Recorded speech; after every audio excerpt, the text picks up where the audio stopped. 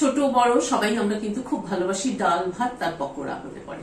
আজকে সেরকমই একটা রেসিপি আপনাদের সাথে শেয়ার করছি।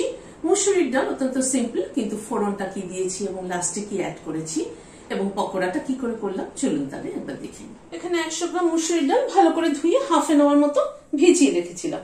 জল ফুটছে, ডালটা দিয়ে দিচ্ছি। ওপরে পুরো ফেনাটা উঠে এসছে, তুলে ফেলে দিচ্ছি। হাফ চামচ নুন দিয়ে দিলাম।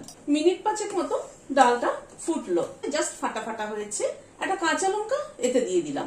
ডালটা কিন্তু একদম সেদ্ধ হয়ে এসছে। ডালটাকে একটু ডালের কাঁটা দিয়ে ঘুটে নিচ্ছি। ডালটাকে ঘুটে নিলাম, ফ্লেমটাকে বন্ধ করে দিলাম। এখানে দুটো আলুকে গ্রেট করে নিচ্ছি। ছোট দিকটা দিয়ে গ্রেট করে নিচ্ছি। খুব ভালো করে ধুয়ে নিতে হবে। আলু স্টার্চটা যতটা সম্ভব বের করে দেওয়া যায় ততটাই ভালো। এখানে মুসুরির ডাল আমার হাতের মুঠের 1 মুঠ নিয়ে আর একটু বেশি হবে, ভালো করে ধুয়ে ঘন্টা 2-3 মতো ভিজিয়ে রেখেছিলাম। একটা গ্রাইন্ডিং জার নিলাম, তাতে ডালটা দিয়ে দিচ্ছি। দিয়ে ডালটার একটা পেস্ট তৈরি করে নিচ্ছি। ডালটার একটা পেস্ট তৈরি করে নিলাম, ঢেলে দিচ্ছি। ডালটা কিন্তু কোর্স পেস্ট করেছি।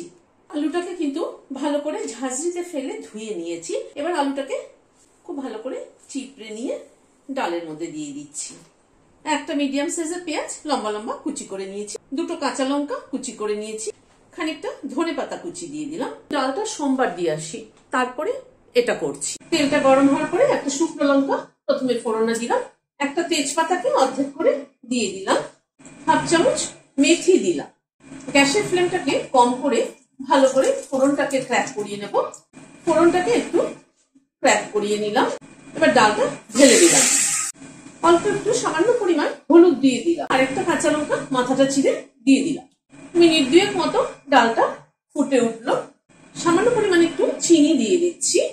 লাস্টে একটা গন্ধরাজ লেবুর জেস্ট দিচ্ছি। এই লেবুটা দেখুন কত বড়, গন্ধটা যা সুন্দর না।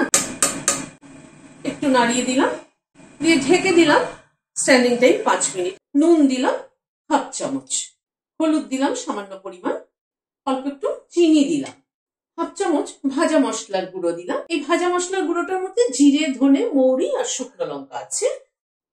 এবার পুরোটাকে মেখে নিচ্ছি। ভালো করে মিক্সচারটাকে মেখে নিলাম। কড়াইতে সাদা তেল গরম হচ্ছে, খানিকটা করে দিয়ে দিচ্ছি।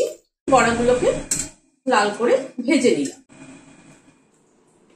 ডালে কিন্তু গন্ধরাজ লেবুর জেস্টের ফ্লেভারটা কিন্তু দারুণ ভালো লাগছে। এরকম মুসুরির ডাল গন্ধরাজ লেবু দিয়ে সবারই ভালো লাগে ভীষণ।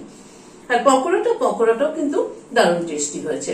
একটু ভাজা মশলার গুঁড়ো দিয়েছি, ঝাল ঝাল একটুখানি, সব মিলিয়ে কিন্তু বড়াটা খেতে কিন্তু দারুণ হয়েছে।